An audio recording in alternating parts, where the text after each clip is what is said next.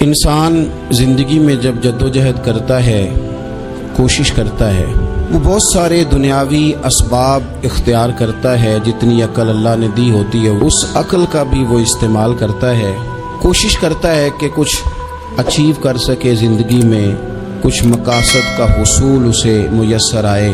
عزیز بھائیوں، ایک بات اپنے ذہن میں اچھی طرح بٹھا لیں اور لکھ لیں کہ زندگی میں جو کسی بندے کو کامیابی حاصل ہوتی ہے وہ رب تعالیٰ کی مدد سے حاصل ہوتی ہے۔ اگر رب تعالیٰ مددگار ہو تو پھر کوئی چیز بھی رستے میں رکاوٹ نہیں بنتی، اور اگر مالک کریم کو منظور نہ ہو تو انسان بہترین سیاستدان ہو، اچھا ایڈمنسٹریٹر ہو، اس کا ذہن بڑی وسعت رکھتا ہو، بڑی اچھی پلاننگ کرنا جانتا ہو، سارا کچھ ہو تو بندہ ناکام ہو جاتا ہے۔ مسلمانوں کو جتنی کامیابیاں ملیں ان کا پس منظر صرف اتنا تھا کہ اللہ تبارک و تعالیٰ نے اپنے بندوں کی مدد فرمائی، اور اب تعالیٰ نے قرآن مجید میں اس حقیقت کا بیان کیا، فرمایا بل اللہ مولاکم، فرمایا بلکہ اللہ تمہارا مولا ہے، وَهُوَ خَيْرُ النَّاصِرِينَ، اور وہ بہترین مددگار ہے۔ وہ جو رب تمہارا مولا ہے وہ بہترین مددگار ہے، اور اگر وہ مدد کرے تمہاری، سورہ آل عمران میں آگے جا کے ارشاد فرمایا اگر اللہ مدد کرے تو پھر تم پر کوئی غالب نہیں آ سکتا، اور اگر وہ تمہاری مدد چھوڑ دے تو پھر کوئی تمہاری مدد کر سکتا؟ کوئی مدد نہیں کر سکتا۔ بدر کی جنگ بھی اور فتح مکہ بھی رمضان المبارک میں ہوا ہے۔ میں دونوں پر غور کر رہا تھا تو ایک نیا مضمون میرے ذہن میں آنے لگا۔ بدر کی جو جنگ ہے اس میں بھی ایک عجیب انقلاب آیا ہے کہ 313 نے 1000 سے مقابلہ کیا، اور جن 1000 سے مقابلہ کیا وہ اسلحے سے لیس تھے، اور یہ جو 313 ہیں ان کے پاس 6 زرہیں، 8 تلواریں، چند گھوڑے، لیکن اللہ نے کامیابی دی تو خود رب نے بیان کیا کس طرح دی، فرمایا وَلَقَدْ نَصَرَكُمُ اللَّهُ بِبَدْرٍ وَأَنْتُمْ أَذِلَّةٌ۔ وہ کامیابی اس طرح ملی ہے کہ رب نے تمہاری مدد کی تھی، تم تو کمزور تھے، اللہ نے بدر میں تمہاری مدد کی، تم جیت گئے۔ وَلَقَدْ نَصَرَكُمُ اللَّهُ بِبَدْرٍ وَأَنْتُمْ أَذِلَّةٌ، اللہ نے بدر میں تمہاری مدد کی، تم تو کمزور تھے۔ پھر فتح مکہ نصیب ہوئی تو اس میں بھی بہترین منصوبہ بندی نبی پاک علیہ السلام نے فرمائی، بہترین حکمت عملی حضور نے اپنائی، لیکن ہمیں جو اللہ رسول نے بات سمجھائی وہ کیا ہے؟ اذا جاء نصر اللہ والفتح، فرمایا جب اللہ کی مدد آئی اور فتح نصیب ہو گئی۔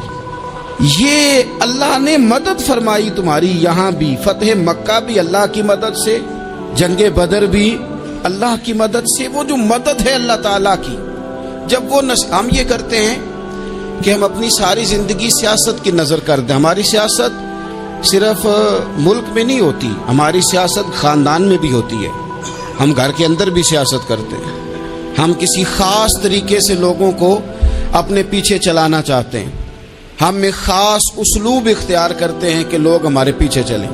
اس کا نقصان ہمیں یہ ہوتا ہے کہ سیاست جو ہوتی ہے یہ شطرنج کے ہیر پھیر کی طرح ہوتی ہے، تو اس کے راز بڑی جلدی کھلنے لگ جاتے ہیں، پتہ چل جاتا ہے کہ بندہ مخلص نہیں تھا، سیاست کر رہا تھا، طریقے سلیقے سے اس نے جوڑ کے رکھا ہوا تھا۔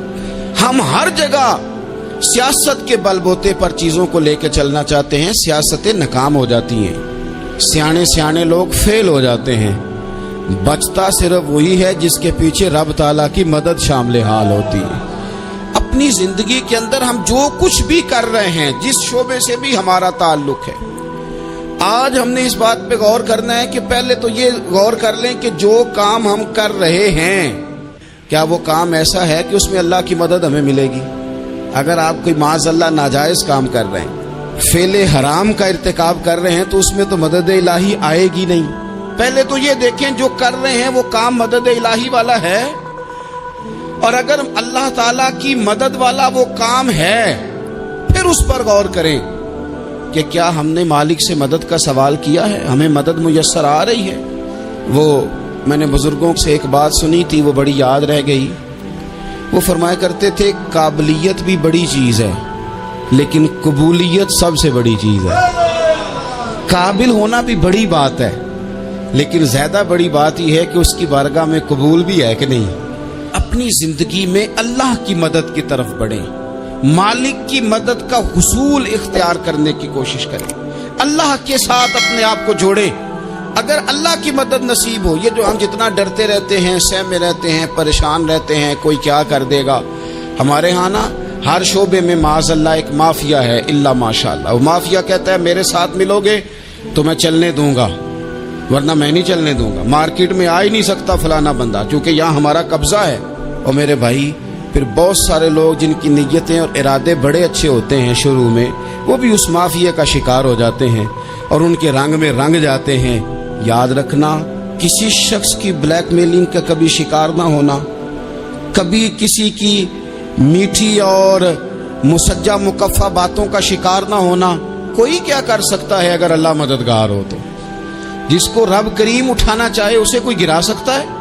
हम ये डरे डरे सहमे परेशान फैसला करने की ताकत नहीं, मुझे चलना चाहिए कि नहीं, उठना चाहिए कि नहीं, करना चाहिए। उठ बांध कमर क्यों डरता है? फिर देख खुदा क्या करता है।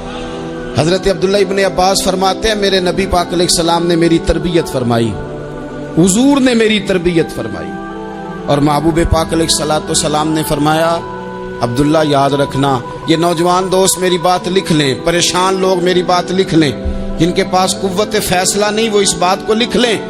हजरत अब्दुल्ला इब्न अब्बास फरमाते हैं, मेरे नबी पाक अलैहिस्सलाम ने मुझसे फरमाया था, अब्दुल्ला सुन, अगर सारी दुनिया मिल के तेरा कोई नफा करना चाहे, कर नहीं सकती जब तक मेरे रब की रजा ना हो। और फरमाया सारी दुनिया मिल के तेरा कुछ बिगाड़ना चाहे तो अब्दुल्ला बिगाड़ नहीं सकती जब तक रब करीम की हिकमत का तकाजा ना हो। लोगों से डरना, लोगों की तरफ देखना, माहौल देख के अपने राह का तायुन करना, हर बंदे के ख्यालात के मुताबिक ढलने की कोशिश करना, फलाना ना नाराज हो जाए, फलाना ना नाराज हो जाए, वो जिसने होना हो जाए, बस रब रसूल नाराज ना हो। अपनी जिंदगी में अपने मालिक को मौला जान के, बलिल्लाहु मौलाकुम, अल्लाह तुम्हारा मौला है, वहुवा खैरुन नासिरीन, वो बेहतरीन मददगार है। तवज्जो जब भी करें रब की जानिब करें, अपने दिल का किबला दुरुस्त रखें, सोचों के जाविये सीधे रखें। मेरे भाई, मालिक जब बंदोबस्त कर देना, जब मालिक बंदोबस्त करते हैं, फिर ऐसा बंदोबस्त करता है कि लोगों के पास ना चारा नहीं रहता। हजरत मरियम रज़ियल्लाहु ताला अन्हा पाकबाज थी, मस्जिद में रही थी, पर मालिक की हिकमत के तकाजे बड़े अजीब है ना। फिर जनाब मरियम को अल्लाह ताला ने बगैर शौहर के औलाद अता कर दी। ये बात ही ऐसी थी, वो किसी ने कहा था कि मखलूक तो फनकार है इस दर्जा के पल भर में, संगे दरे काबा से भी असनाम तराशे, तुम कौन हो क्या चीज़ है दागे कबाबी। लोगों ने तो मरियम पे भी इल्ज़ाम तराशे। तो लोगों ने कहा किधर से ले आई बच्चा, तेरा बाप तो ऐसा नहीं था, कहां से ले आई? अल्लाह करे मैं आपको समझा सकूं, जरा अपने आप को वहां खड़ा करें कि एक पाक बाज औरत, पाक बाप की बेटी, तैयब माँ की बेटी, और अल्लाह के घर में परवरिश पाने वाली खातून, एक वो वक्त और एक ये वक्त कि उस औरत को कटहरे में खड़ा करके पूछा जा रहा है कि माज़अल्लाह तेरी गोद में बच्चा जायज नहीं है, कहां से लाई है? अब खुद से सफाइयां बंदा कितनी को दे, कितनी को वजाहतें करे। और मैंने तो अपनी जिंदगी में देखा है, ज्यादा वजाहत देने वाले को भी लोग झूठा समझने लग जाते हैं। ज्यादा वजाहत देने पर भी लोग कमजोरी का इजहार समझते हैं कि कमजोर पड़ गया। आप सुलह की कोशिश करते हैं, सामने वाला बुज़दिल समझ लेता है। ज्यादा वजाहतें भी कमजोर कर देती। अब हजरत मरियम को कटहरे में खड़ा करके कहा बच्चा किसका है? तो फिर खुदा बंदोबस्त जब करे, अल्लाह जब मददगार हो, तो फिर हजरत मरियम की गवाही दरख्तों से नहीं दिलवाई उसने, पत्तों से नहीं दिलवाई, फिर फरिश्ते नहीं भेजे। हजरत मरियम कहने लगी मुझसे ना पूछो, वो जो पंगूड़े में है उसी से पूछ लो, उनसे पूछो ना, वो कौन है पूछ लो, उनसे कर लो सवाल। उन्होंने कहा पंगूड़े में चंद दिनों का बच्चा, ये जवाब देगा? मददगार था रब। उनकी बरात का ऐलान करना था मालिक ने, और जब मालिक ऐलान कर दे, जब मालिक तेरी सफाई देना चाहे, जब मालिक तुझे दुनिया के सामने निखारना चाहे, تو पंगूड़े में लेटे हजरत ईसा बोल के कहने लगे इन्नी अब्दुल्ला आतानियल किताबा, फरमाया मैं अल्लाह का बंदा हूं, रब ने मुझे किताब अता करके नबी बना के दुनिया में भेजा है। मैं अल्लाह का बंदा हूं, किताब लेके आया हूं, नबी बन के आया। फिर पंगूड़े से ऐलान हो गया, फिर बच्चा बोल पड़ा। और ये एक दफा नहीं बात हुई, ये बनी इसराइल में एक जुरैज नाम के शख्स भी थे जो नमाज पढ़ रहे थे। बाज ने लिखा है नफल नमाज थी, अम्मा ने पुकारा तो आए नहीं, तो माँ के मुंह से निकल गया तू इतनी देर तक मरेगा नहीं जब तक किसी बेहया औरत का मुंह ना देख ले। तो वो इबादत गुजार थे, लेकिन लोगों ने उनकी इबादत, रियाजत, परहेजगारी को नहीं देखा। बस एक औरत को भेज के इल्जाम लगवा दिया। वो औरत आया जाया करती थी, अब आ जाती हैं औरतें, मसला पूछने की नीयत से भी आ जाती हैं। माहौल में कुछ जगह ऐसी भी हैं जहां औरतें दम कराने के बहाने आ जाती हैं। वो खातून आती जाती थी उस खानकाह पे, आस्ताने पे, ये बुखारी में मौजूद है। फिर उसने कहा मेरी गोद में जो बच्चा है ये इन्हीं का है। मुझे बताएं कैसे बंदा वजाहत दे। हालात खराब हो गए, लोग कुटिया जलाने लगे, माहौल और तरह का बन गया। मेरे नबी पाक अलैहिस्सलातु सलाम फरमाते हैं फिर उस रब के बंदे ने कहा मालिक तू करीम है, तेरी मशीयत का तकाजा आया जो मेरी माँ ने जुमले बोले थे, पर अब मैं वजाहत देने के काबिल नहीं रहा, अब तू ही करम करेगा तो दरवाजा खुलेगा। तो वो चंद दिनों का बच्चा पंगूड़े में बोल के कहने लगा मैं इस दरवेश का नहीं, मैं तो फलाने चरवाहे का बच्चा हूं, वो जो बकरियां चराता है। रब की मदद को पुकारें, अपने साथ अपने मालिक की मदद को शामिल करें, थोड़े रिस्क पर भी गुजारा अच्छा होने लग जाएगा। सारे लोग आपको गिराने की तदबीरें कर रहे होंगे और मालिक आपको इज्जतें अता फरमा देगा, उसकी बारगाह से हिकमत का तकाजा और हो जाएगा। हमने सारी जिंदगी लोगों को राजी करने में गुजार दी, सारी जिंदगी बुढ़ापा आ गया बच्चों को पालते, और बच्चों ने आखिरी उम्र में कह दिया अब्बा अगर कोई ढब का काम कर लेते तो आज हमारे दिन भी फिर न जाते।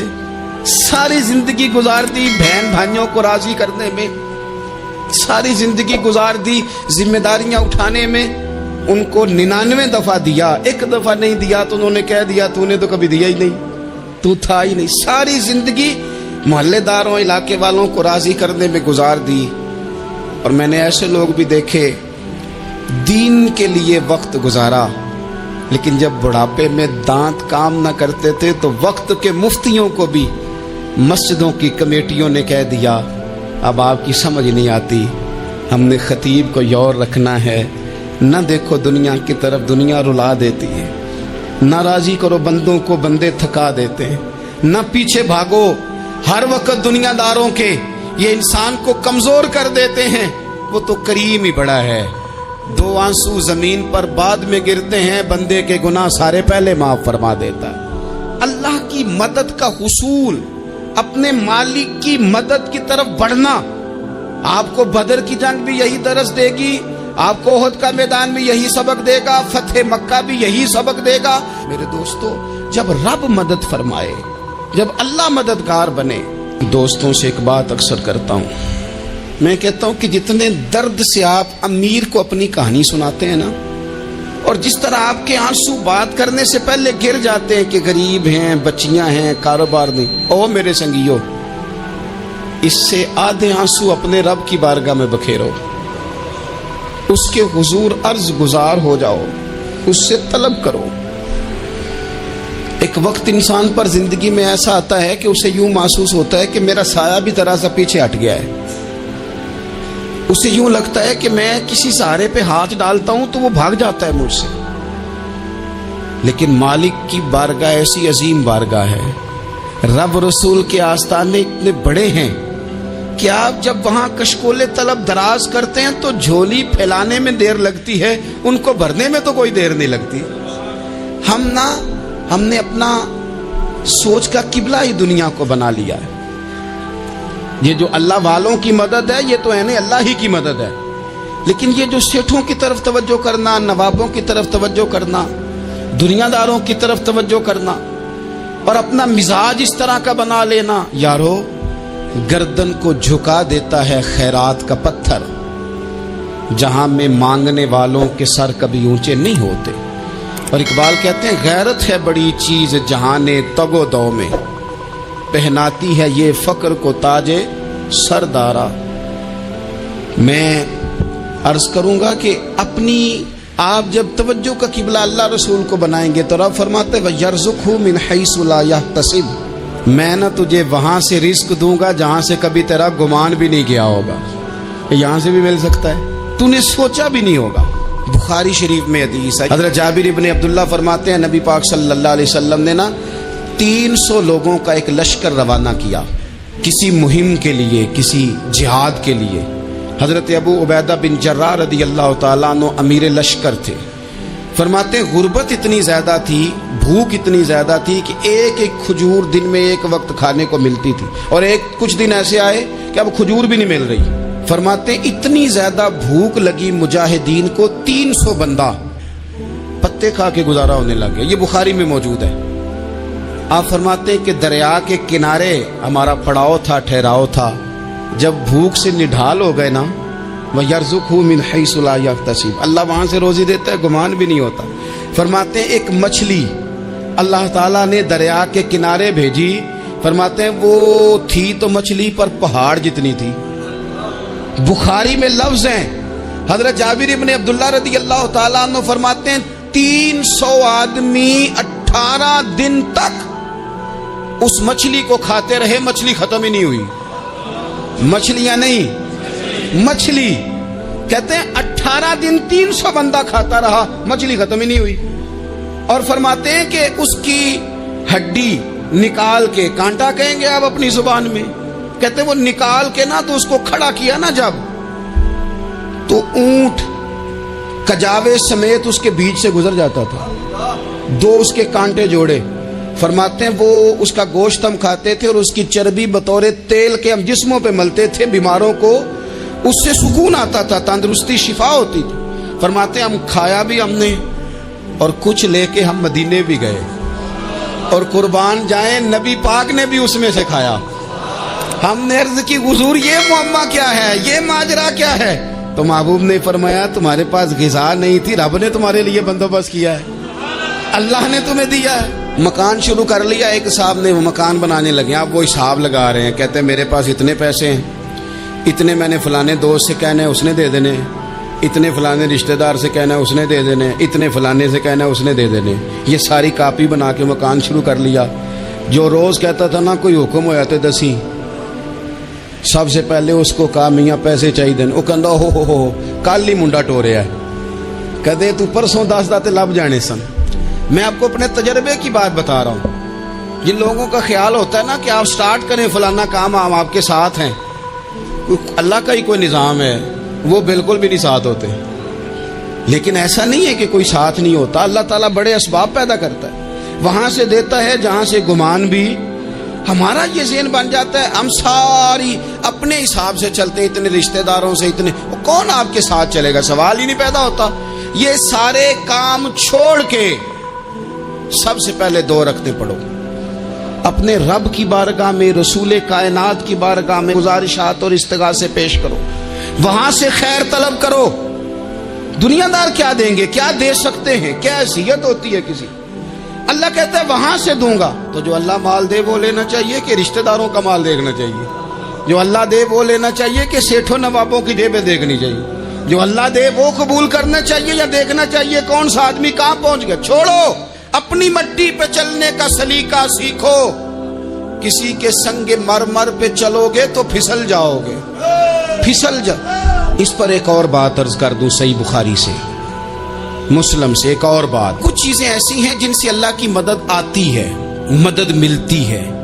ایک چیز ان میں سے ایسی ہے جس سے بہت مدد نازل ہوتی ہے، وہ ہے کہ جب رب آپ کو دے نا تو پھر آپ بھی اس کے رستے میں دیں، پھر مدد آتی ہے، پھر اور آتا ہے۔ بخاری مسلم میں حدیث ہے، یہ زیادہ ہی توجہ طلب امر ہے، اس پر آپ غور کریں گے۔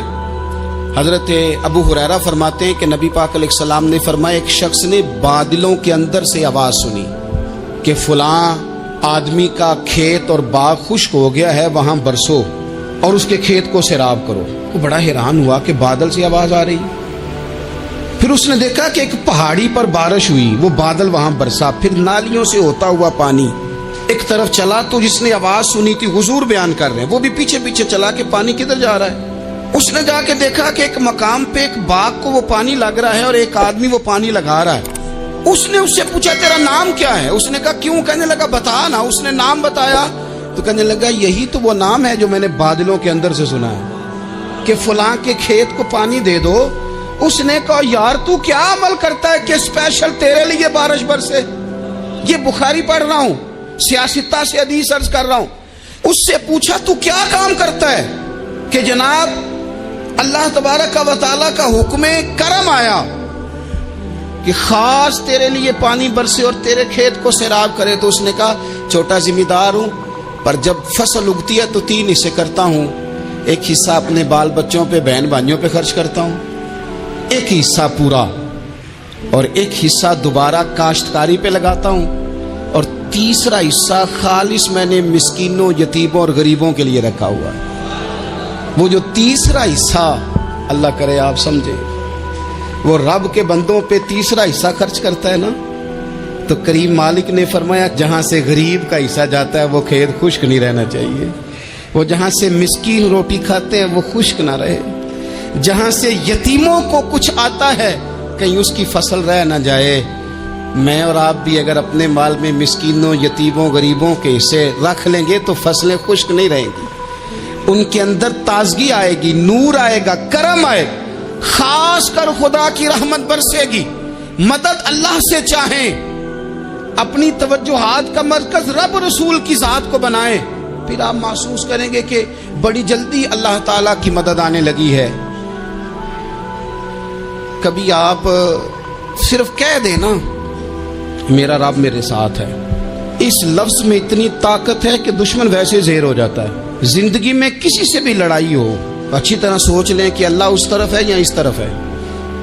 اگر آپ زیادتی پہ ہیں تو پھر رب مظلوم کی جانب ہے۔ اگر اللہ کی مدد آپ کے ساتھ ہے تو دنیا کی کوئی طاقت آپ کو گرا نہیں سکتی، اور اگر آپ مظلوم کے مقابلے میں ظالم بن کے آپ کھڑے ہو گئے ہیں اور آپ نے رویہ وہ اختیار کیا ہے کہ جس میں مدد نہیں آئے گی، تو پھر یاد رکھ لیں کہ آپ کوئی بھی ہیں، کہاں بھی ہیں، آپ کمزور ہیں۔ طاقتور تھے ابتدائے اسلام میں، ظاہری طاقت تھی کفار مکہ کے پاس، وہ ڈنڈوں سے مارتے تھے غریبوں کو، ان کے ہاتھوں میں ڈنڈے تھے، پر خدائی طاقت ان مظلوموں کے ساتھ تھی۔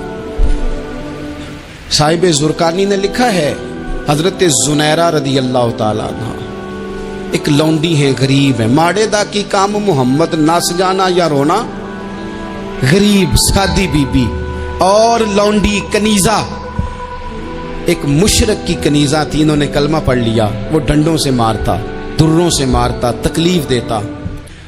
حضرت زنیرہ رضی اللہ تعالیٰ عنہ کو اتنا مارا، اتنا مارا۔ اب آپ ایک اور پہلو پر بھی غور کریں، مار بھی پڑ رہی ہے پر خدا ادھر ہی ہے، اللہ کی مدد ادھر ہی ہے۔ رب کہتا ہے کہ پہلے تو صبر کرنا، ان اللہ مع الصابرین، تو صبر کرے گا تو پھر رب کی معیت ملے گی، ذرا ٹھہرنا، تو تھوڑا ڈٹنا۔ ان الذین قالوا ربنا اللہ ثم استقاموا تتنزل علیہم الملائکہ، تو کہے اللہ میرا رب ہے، پھر تو پہلے ڈٹ، پہلے تو نے ڈٹنا ہے۔ ثم استقاموا، جو ڈٹ گیا، تتنزل علیہم الملائکہ، ڈٹنے والے کے لیے مدد آتی، پہلے تھوڑا ٹھہرنا پڑتا ہے، پہلے تھوڑا صبر کرنا پڑتا ہے، حوصلہ کرنا پڑتا، اس کے بعد مدد آتی۔ مار پڑ رہی ہے، مارا جا رہا ہے حضرت زنیرہ کو، ان کا مالک جو ہے ظاہری آقا وہ مار رہا ہے، یہ کنیزہ ہے، اتنا مارا، اتنا مارا، ان کی بینائی چلی گئی، نظر آنا بند ہو گیا۔ ابو جہل آیا اور کہنے لگا زنیرہ دیکھا نا ہمارے بت تیری آنکھیں لے گئے، معاذ اللہ، لات و منات ہمارے بتوں نے تجھے اندھا کر دیا۔ اب ایسا نہیں ہے کہ بی بی روتی جا رہی ہے، روتی جا رہی ہے، مایوسی مایوسی، معاذ اللہ، پریشانی، غریبی بڑی ہے، پوچھنے والا کوئی نہیں، یہ باتیں نہیں۔ کیا جملے ہیں خاتون کے، کیا لفظ ہیں۔ ابو جہل نے تنزیہ کہا، معاذ اللہ، کہنے لگا دیکھا نا ہمارے بتوں نے تجھے اندھا کر دیا۔ تو جناب زنیرہ آنکھوں کی بینائی گئی ہے، رات کو گئی ہے، دکھ ابھی تازہ ہے، لیکن اللہ پہ جو توکل ہے، اپنے مالک سے جو رشتہ ہے، وہ اتنا مضبوط ہے، اتنا طاقتور ہے، اس میں اتنی گہرائی ہے کہ حضرت زنیرہ بول کے نا اتنی قوت سے بولی، اتنی طاقت سے بولی کہ پورے کفر پر لرزہ طاری ہو گیا۔ فرمانے لگی تمہارے بتوں کی کیا اوقات ہے کہ وہ میری بینائی لے جائیں؟ یہ میری رب کی حکمت کا تقاضا ہے۔ جب تک اس نے چاہا زنیرہ دیکھتی رہی، اور جب اس نے چاہا زنیرہ کی آنکھوں کی بینائی چلی گئی، اور اگر وہ چاہے گا نا تو بینائی واپس بھی کر دے گا۔ اگر ہو ذوق یقین پیدا تو کٹ جاتی ہیں زنجیریں، اگر وہ چاہے گا تو بینائی آ بھی جائے گی۔ حضرت زنیرہ نے رات کو یہ لفظ کہے، ابو جہل اور سارے کفار ڈر کے سن کے چلے گئے، آپ اطمینان سے آ کے بستر پہ سوئی۔ جب سویرے اٹھی تو اللہ نے آنکھوں کی روشنی واپس کر دی تھی۔ آنکھوں کی اب چھڑی پکڑی ہے، بازاروں میں گھومتی ہے، کہتی ہیں بلاؤ کدھر ہے تمہارے لات و منات، دیکھو میرے رب نے روشنی واپس کر دی۔ آ کر میرے ساتھ ادھر آ، ستمگر ہنر آزمائے، تو تیر آزما ہم جگر آزمائے۔ بیمار لوگوں یاد رکھو، کہہ دیا ڈاکٹر نے کہ تو بڑا بیمار ہے، تو بڑا کمزور ہے، یہ ہو گیا وہ ہو گیا، تو ڈاکٹر اپنے علم کے مطابق بات کر رہا ہے، ہوگا تو وہ جو میرا رب چاہے گا۔ کمزور ہو جانا، پریشان ہو جانا، تکلیف میں آ جانا، پتہ نہیں بات ہو گئی ہے تو جانے کیا ہو جائے گا۔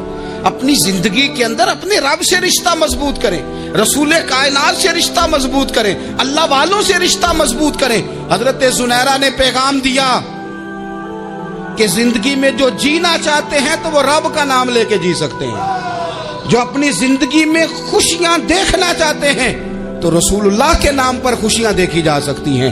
توکل کی بنیاد پر بندہ خوشیاں لے سکتا ہے، اور اگر انسان میں توکل نہیں ہے تو پھر وہ اس کالے جادو سے بھی ڈر رہا ہے، وہ نیلے سے بھی ڈر رہا ہے، وہ پیلے سے بھی ڈر رہا ہے، وہ فلانے سے بھی ڈر رہا ہے، وہ میرے خلاف فلانا رشتہ دار سازش کر رہا ہے تو ڈر رہا ہے، فلانا میرے بارے میں یہ کر رہا ہے تو ڈر رہا ہے، وہ پتہ نہیں دنیا ادھر ہو جائے گی تو کیا ہو جائے گا، اٹھ باندھ کمر کیوں ڈرتا ہے، پھر دیکھ خدا کیا کرتا ہے۔ تو اس ساری گفتگو کا نچوڑ آپ کو یہ عرض کیا ہے، سب سے پہلے تو یہ کہ میدانوں میں مدد بھی اللہ کی، رزق میں مدد بھی اللہ کی، فصلیں خشک ہوں تو مدد پھر بھی اللہ کرے، تو پھر ساری مدد، اور اگر انسان بیمار ہو تو پھر بھی مدد اللہ کی۔ تو اپنے اللہ کی جانب توجہ کو بڑھائیں، آپ اللہ سے مدد کے سوالی بنیں۔ ترمذی کی ایک حدیث ہے، میں آپ کو زندگی کا تجربہ بتاتا ہوں کہ جب میں بڑا پریشان ہوتا ہوں تو یہ والی روایت کھول لیتا ہوں، مزہ دیتی ہے۔ میرے نبی پاک علیہ السلام نے فرمایا اپنے دکھ سیٹھوں نوابوں کو نہ کہنا، مالداروں کا نہ کہنا، ورنہ اللہ تمہیں کبھی غنی نہیں کرے گا۔ فرمایا اپنے دکھ اپنے رب کی بارگاہ میں عرض کرنا، جلدی کرے یا دیر سے کرے اللہ تمہیں لوگوں سے بے نیاز کر دے گا، اللہ تمہیں غنی کر دے گا۔ رات کو بیٹھو نا اس کی بارگاہ میں، اسے دکھڑے سناؤ، چھوٹی چھوٹی باتیں۔ حضور نے فرمایا نمک بھی مانگو تو رب سے مانگو، چھوٹی چھوٹی بات سے شروع کرو نا۔ جب بندہ شروع کرتا ہے نا چھوٹی چھوٹی چیزیں تو بڑی ساری چیزیں یہ اس طرح ہوتا ہے جیسے بندہ رب سے گفتگو کر رہا ہے، مالک مجھے یہ چاہیے، مالک میں یہاں کمزور ہوں، اللہ میں یہاں پریشان ہوں۔ آپ یہ کر کے تو دیکھیں، لمبی لمبی دعائیں مانگ کے تو دیکھیں، اس کے حضور جوڑ کے تو دیکھیں، آپ دیکھیں گے راحت کتنی ہے، سکون کتنا ہے۔